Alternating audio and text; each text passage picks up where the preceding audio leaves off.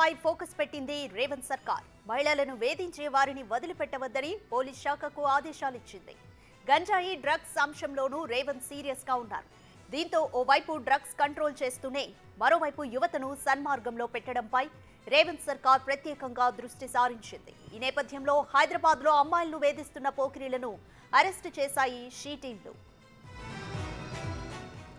రేవంత్ సర్కార్ ఆదేశాల మేరకు Nampally Numaish, parade grounds, people's plaza kite festival, Charminar దగ్గర షీ టీమ్స్ డెకాయ్ ఆపరేషన్ చేపట్టింది. మహిళలు, అమ్మాయిల పట్ల అసభ్యంగా ప్రవర్తిస్తున్న 39 మందిని రెడ్ హ్యాండెడ్ గా పట్టుకున్నారు. వీరిని కోర్టులో హాజరుపరచగా 10 మంది నిందితులకు 3 రోజులు జైలు శిక్ష విధించింది న్యాయస్థానం.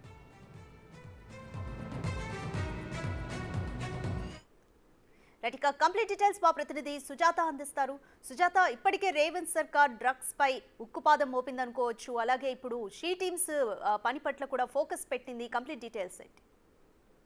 తెలంగాణలోని మహిళలకు రక్షణ కల్పించడం, మరోవైపు యువకులు తప్పుదారి పట్టకుండా చర్యలు తీసుకోవడం పట్ల రేవంత్ సర్కార్ తీసుకుంటున్నటువంటి నిర్ణయాల పట్ల అయితే మాత్రం పిల్లల తల్లిదండ్రులు హర్షం వ్యక్తం చేస్తున్నారు. ఇప్పటికే తెలంగాణ రాష్ట్రంలో డ్రగ్స్ అనే మాట వినిపించవద్దు అని కొత్తగా కొలువు తీరినటువంటి కాంగ్రెస్ ప్రభుత్వంలో సీఎం రేవంత్ రెడ్డి స్వయాన అటు పోలీసు ఉన్నత అధికారులకి సమీక్ష నిర్వహించి చెప్పడం, తర్వాత అనేక పబ్బుల్లో తనిఖీలు చేయడము ఇవన్నీ చూసాము. డ్రగ్స్ రీసెంట్గా చూస్తే తనిఖీలు ముమ్మరం చేయడంతో పాటు ఎక్కడికక్కడ డ్రగ్స్ కట్టడి చేసేందుకైతే మాత్రము పూర్తిగా సన్నాహితమైనట్లుగా కూడా తెలుస్తుంది. ఈ నేపథ్యంలోనే మహిళలు అంటే అర్ధరాత్రి మహిళలు తిరగడానికి భయపడే రోజులు కాకుండా పట్టపగలే మహిళలు బయటికి ఒంటరిగా వెళ్ళాలి అంటే మాత్రం భయపడుతున్నటువంటి రోజులు ఇవి.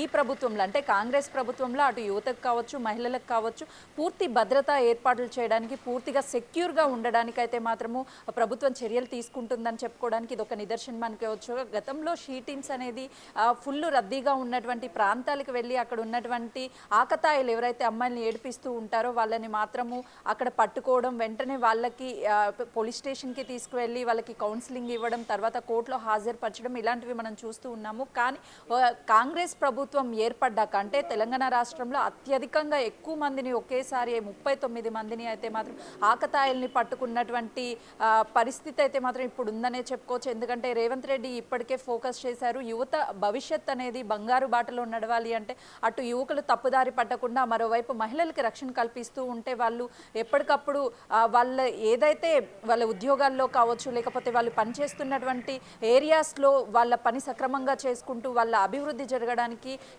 ఎలాంటి అవరోధాలు ఉండకుండా ఉండడానికి అయితే మాత్రము చర్యలు తీసుకుంటున్నారనే చెప్పుకోవచ్చు. ఇప్పుడు డ్రగ్స్కి సంబంధించి పూర్తి స్థాయిలో అన్ని పబ్స్కి మనం చూసాము. నిన్న కూడా జూబ్లీ హిల్స్ పరిధిలో ఉన్నటువంటి 6 పబ్స్కి పైగా కూడా నోటీసులు జారీ చేశారు. పబ్స్లో ఎలాంటి యాక్టివిటీస్ అంటే అనుమతులు లేని యాక్టివిటీస్ జరపడం కానీ లేకపోతే మరి ఇతర కార్యకలాపాలు చేయడం పట్ల అయితే మాత్రం పోలీసులు తనిఖీలు ముమ్మరం చేశారు.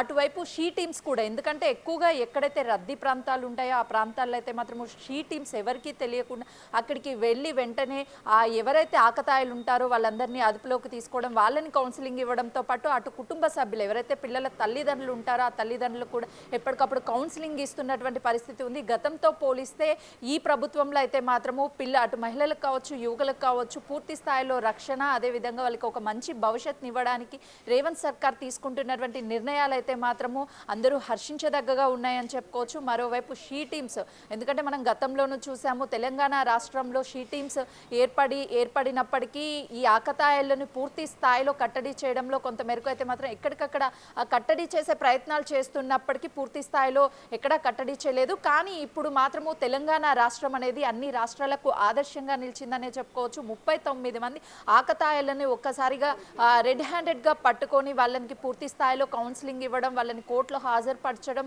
10 మందిని 3 రోజుల పాటు జైల్లో నిర్బంధించడం ఇవన్నీ చూస్తుంటే అంటే ఒక మార్పు అనేది మొదలయ్యింది. యువతకి బంగారు భవిష్యత్ తెలంగాణ రాష్ట్రంలో రేవంత్ సర్కార్ ఇస్తుంది అన్న దాని మీద అయితే మాత్రము పిల్లల తల్లిదండ్రులకు ఒక నమ్మకం ఏర్పడింది. అటు రేవంత్ సర్కార్లో ఉన్నటువంటి పోలీసు ఉన్నత అధికారులు కూడా ఎవరైతే ఇప్పుడు ఉన్నతాధికారులు ఉన్నారో వాళ్ళు కూడా పిల్లల తల్లిదండ్రులకు ప్రత్యేక కౌన్సిలింగ్ అటు మహిళలకి సంబంధించి, ఎందుకంటే షీ టీమ్స్ అనేది చాలా కీలకంగా వ్యవహరిస్తారు. అటు ఫ్యామిలీ కౌన్సిలింగ్ కావచ్చు, లేకపోతే ఆడపిల్లలకి అంటే ఏదైనా సరే ఒక ఘటన జరిగినప్పుడు ఎవరైనా ఈటీసింగ్ చేసినప్పుడు, లేదు అంటే ఎవరైనా వేధింపులకు గురి చేసినప్పుడు ఆ అమ్మాయిలు ముఖ్యంగా అటు కుటుంబ సభ్యుల్లో కానీ లేకపోతే ఫ్రెండ్స్లో కానీ ఎవరికి చెప్పుకోవడానికి ముందుకు రాకపోతున్నటువంటి నేపథ్యం చూసాము. కానీ ఈరోజు మహిళలు స్వయాన షీ టీమ్స్కి వెళ్ళి ప్రభుత్వంలో కంప్లైంట్స్ ఇవ్వడం అనేది మార్పు మొదలైందనే అనుకోవచ్చు. మహిళలు అనేక ఫిర్యాదులు అయితే మాత్రం షీ టీమ్స్కి ఇవ్వడంతో పాటు షీ టీమ్స్ కూడా నిఘా ఉంచి ఎక్కువ రద్దీ ఉన్న ప్రాంతాలలో ఫలక్నుమా కావచ్చు, లేకపోతే చార్మినార్ ప్రాంతంలో మొన్ననే చూసాము వినాయక నిమజ్జనం సమయంలో కూడా అనేక మందిని షీ టీమ్స్ అయితే మాత్రం ప్రత్యేకంగా ఆకతాయిల్ని పట్టుకొని వాళ్ళకి కౌన్సిలింగ్ ఇవ్వడం జరిగింది. క్రమేణా అయితే మాత్రము మార్పు కేవలము కౌన్సిలింగ్ రూపంలోనే కాకుండా కుటుంబ సభ్యులకు కూడా కౌన్సిలింగ్ ఇస్తున్నారు. ఎందుకంటే పెంపకంలో ఉన్న లోపాల వల్ల కూడా ఆకతాయిలుగా తయారయ్యే అవకాశం ఉంటుంది. కాబట్టి పిల్లల్ని పెంచడంలో కూడా ఎలా పెంచాలి ఏంటి అనే విధానాల పట్ల పిల్లల తల్లిదండ్రులకు ఒకవైపు కౌన్సిలింగ్ ఇస్తున్నారు. ముఖ్యంగా ఈ పబ్స్కి సంబంధించి కేవలం ఇప్పటి వరకు నోటీసులే జారీ చేసినటువంటి పరిస్థితి ఉంది. కానీ ఈసారి పబ్బులు విరుద్ధంగా అంటే రూల్స్కి ఎగెనిస్ట్గా కానీ పని చేసుకుంటూ ముందుకు వెళ్తే పబ్లని సీజ్ చేయడం కూడా జరుగుతుంది అని చెప్పేసి ఆ పబ్స్ వెనుక ఉన్న వాళ్ళు ఎంత పెద్ద వాళ్ళనైనా సరే వాళ్ళని కూడా కఠినంగా శిక్షించడానికి ఎలాంటి వెనుకడుగు వేసేది లేదు అని చెప్పేసి ప్రభుత్వం ఒకవైపు నిర్ణయాలు తీసుకుంటుంది. మరోవైపు అయితే మాత్రము ఈ షీ టీమ్స్ అంటే టోటల్గా తెలంగాణ రాష్ట్రంలో కాంగ్రెస్ సర్కార్ మాత్రము యువతీ యువకుల మీద ఫుల్గా ఫోకస్ పెట్టింది. వాళ్ళ కెరియర్కి సంబంధించి అంటే కేవలం సక్రమ మార్గాల్లో వెళ్ళడానికి అయితే మాత్రం అటు కౌన్సిలింగ్లు ఏర్పాటు చేయడంతో పాటు అవేర్నెస్ క్యాంపెయిన్స్ కూడా, ఎందుకంటే షీ టీమ్స్ కూడా కాలేజెస్ స్కూల్స్లో ఎలాంటి ఈ టీసింగ్ అనేది జరగకుండా ఉండడానికి కూడా చర్యలు తీసుకుంటున్నటువంటి పరిస్థితి చూస్తున్నాము. ఇప్పటికీ షీ టీమ్స్కి ఫుల్ రైట్స్ అనేది కాంగ్రెస్ సర్కార్ ఇవ్వడం వల్ల అయితే వాళ్ళు కొంచెం స్పీడప్ చేశారు అనుకోవచ్చు. మరికొద్ది రోజుల్లోనే వాళ్ళు అన్ని కాలేజెస్ స్కూల్స్లో కూడా అవేర్నెస్ కండక్ట్ చేస్తారన్నట్లుగా కూడా తెలుస్తుంది. రైట్ సుజాత, మొత్తం 39 మందిలో 10 మంది వరకు 3 రోజుల జైలు శిక్ష అయితే పడింది. కారణాలు ఏంటి? మిగిలిన వారికి కూడా ఎటువంటి కౌన్సిలింగ్ ఇచ్చే ప్రయత్నం చేశారు? అలాగే షీ టీమ్స్కి కూడా ఫర్దర్గా ఎటువంటి వ్యూహంతో ముందుకెళ్లాలని అధికారులు దిశానిర్దేశం చేశారు అనుకోవచ్చు?